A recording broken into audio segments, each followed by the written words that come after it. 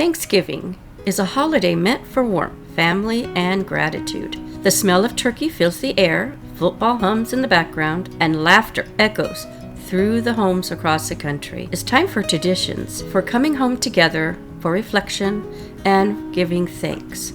But in November 2016, in Knoxville, Tennessee, Thanksgiving ended not with joy or gratitude, but with a crime so shocking it left even the seasoned investigators speechless. It is the case of Joel Michael Guy Jr., a case where family ties unraveled into horror and where a day meant for giving thanks became a day forever marked by grief.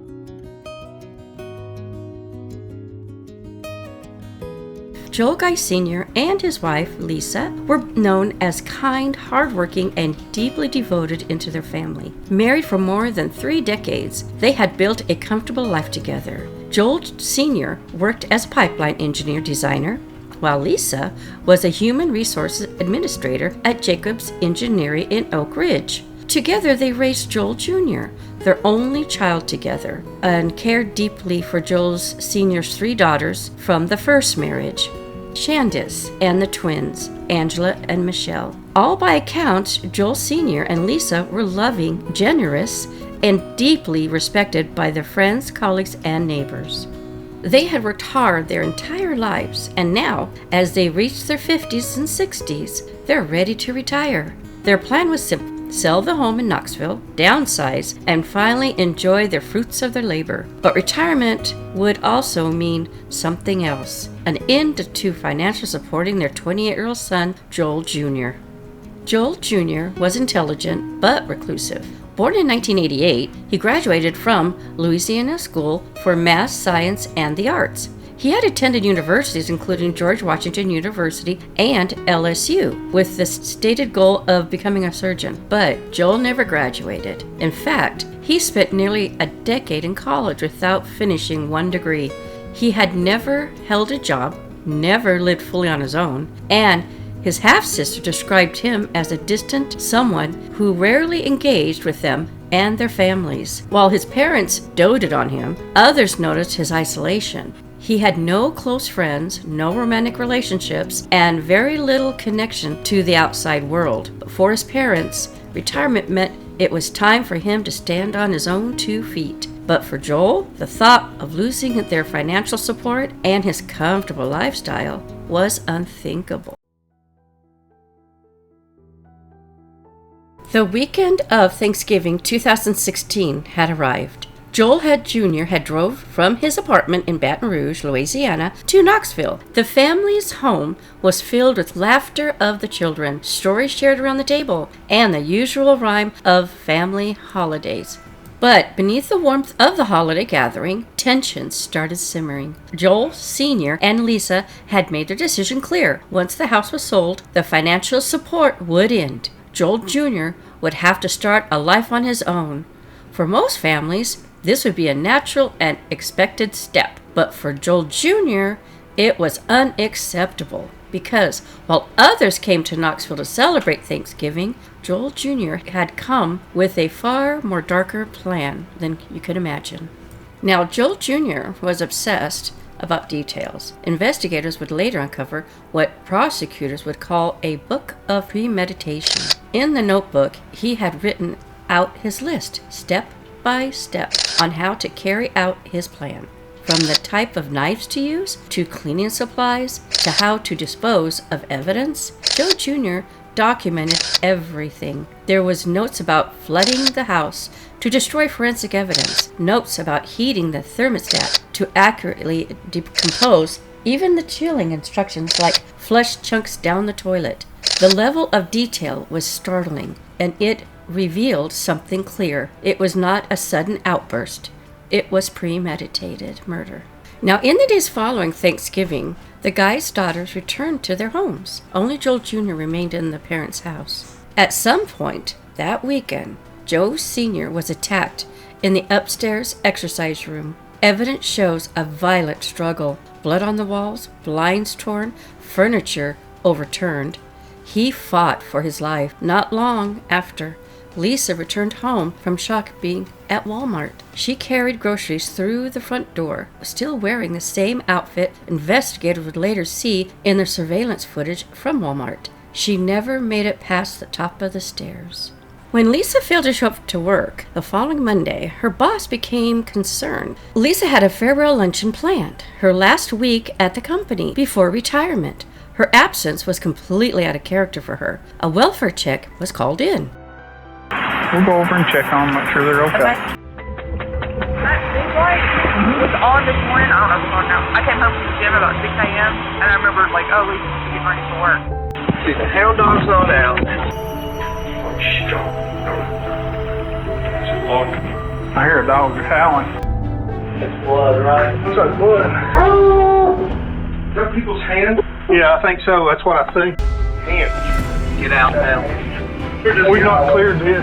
There's blood all over it, though.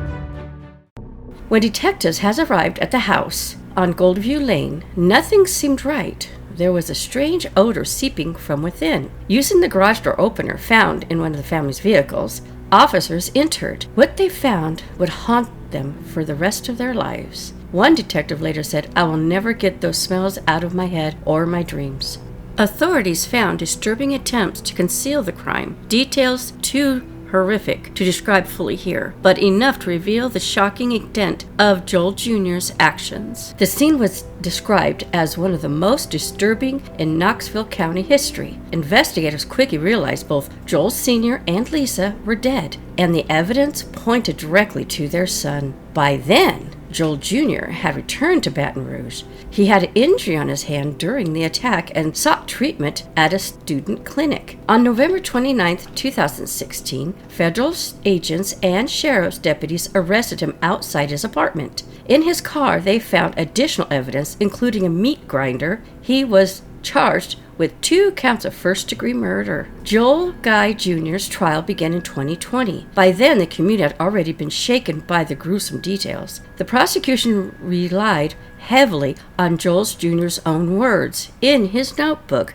dubbed the Book of Premeditation. It outlined not just the plan, but the motive. Money. Joel Jr. stood to gain $500,000 from life insurance policies if both parents were gone. Prosecutors walked the jury through his chilling notes. Plans to destroy evidence, to set fire, to cover his tracks. They emphasized the sheer calculation involved. Jurors heard testimony from detectives who had responded to the crime scene. Their words painted the picture of a Thanksgiving that ended in unimaginable horror. The defense offered little in the way of rebuttal. Joel Jr., intelligent and articulate, even he filed his own motions during the proceedings, at one point requesting to represent himself, and even bizarrely asked that the death penalty be considered. But ultimately, the evidence was overwhelming. In October 2020, Joel Guy Jr. was found guilty on all counts. 2 counts of premeditated first-degree murder, 3 counts of felony murder, and 2 counts of abuse of a court. He was sentenced to life in prison. Even behind bars, Joel Jr. had continued to file appeals. In 2023, the Tennessee Court of Criminal Appeals denied his request for a new trial, rejecting arguments that investigation had violated his rights when they entered the home without a warrant. His conviction and life sentence remains in place. He currently is incarcerated at the Northwestern Correctional Complex in Tiptonville, Tennessee. As shocking as this crime scene was, it's important to remember who Joel Sr. and Lisa were in life, not just in death. They were devoted parents, loved by their daughters, respected by the community. They had plans to retirement, dreams of travel, and a future they had always worked hard for to build. Friends considered them as soulmates, kind, joyful, and always full of laughter. Their death left a void that can never be filled. Thanksgiving is a holiday meant to remind us of what matters most: family, love, gratitude. But for the Guy family, Thanksgiving in 2016 was the beginning of a tragedy that forever changed their lives. It's a reminder that life is fragile, that sometimes the greatest dangers come not from strangers, but from within the walls of your own homes. And it underscores why awareness, compassion, and vigilance are so important. to check on loved ones, to notice warning signs, and to remember that behind every headlines are people, mothers, fathers, sisters, brothers, whose lives deserve to be honored with dignity. As we set our own tables on this holiday season, may we hold our families a little closer and never take for granted the time we share with them.